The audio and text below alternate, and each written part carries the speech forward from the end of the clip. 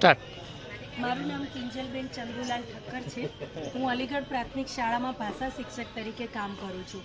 અમારી શાળાના બાળકો ખૂબ જ જિજ્ઞાસુ અને મેધાવી છે, પણ મને એ સમસ્યા ધ્યાનમાં આવી કે બાળકોમાં એકાગ્રતાનો અભાવ છે. આના કારણે તેઓ અભ્યાસમાં પણ એમ કે થોડું અર્થગ્રહણ ને એ બધું ઓછું કરી શકતા હતા. તો મેં આ સમસ્યાને ધ્યાને લઈ અને એમને યોગ તરફ વાળવાનો પ્રયત્ન કર્યો. એનઈપી 2020 મુજબ આનંદદાયી શનિવાર આવ્યો. એમાં પણ અમે લોકોએ બાળકોને ડ્રમ સાથે કસરત અને યોગ કરાવવાનું શરૂ કર્યું. એમાં સૌથી વધારે હું બાળકોને પ્રાણાયામ, કપાલભારતી, તાડાસન, વૃક્ષાસન, ચક્રાસન, ભુજંગાસન જેવા આસનોથી મેં એમને વાકેફ કર્યા. આના લીધે મને એ ફાયદો થયો કે બાળકો ધ્યાનમાં બેસવા લાગ્યા અને ભણવા તરફ પણ એમનું ધ્યાન વધવા લાગ્યું.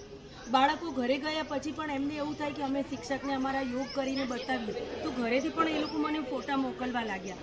આ નાના નાના પ્રયત્નથી મને સીઈટી, પીએસસી, NMMS, જ્ઞાન સાધના આ બધી જ પરીક્ષાઓમાં બહુ સરસ એ પરિણામ મળવા લાગ્યું.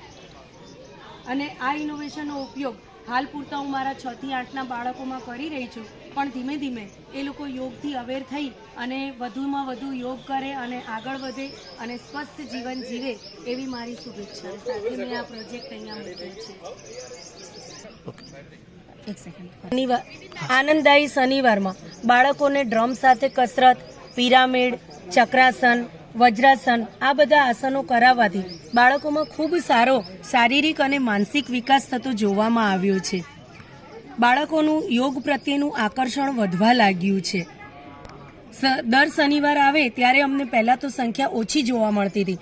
અત્યારે બાળકો રાહ જોતા હોય કે ક્યારે શનિવાર આવે અને ક્યારે અમે સ્કૂલમાં જઈને યોગ કરીએ.